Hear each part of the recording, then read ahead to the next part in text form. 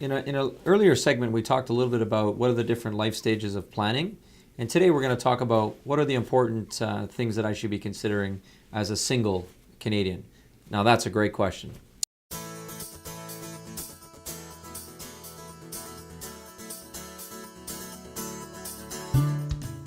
So here are a couple of things that I would encourage you to look at if you're a single Canadian and wanting to build a financial plan. So first and foremost, we obviously have to look at your income and expenses, your liabilities and your assets, but most importantly, we want to look at your goals. So your goals are really what this whole planning process should be centered around.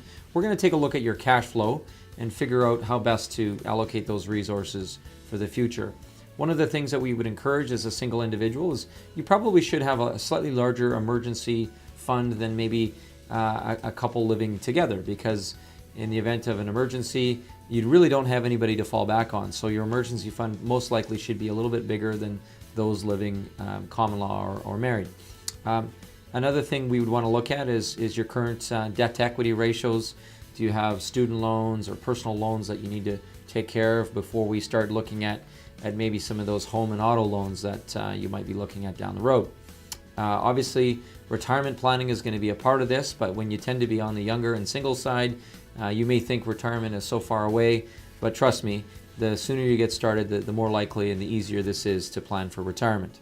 Something else to consider when you're single is you don't have anybody else to fall back on, so it's really important that you have proper insurance coverages to protect you in the event that you pass away or you get sick or you get hurt.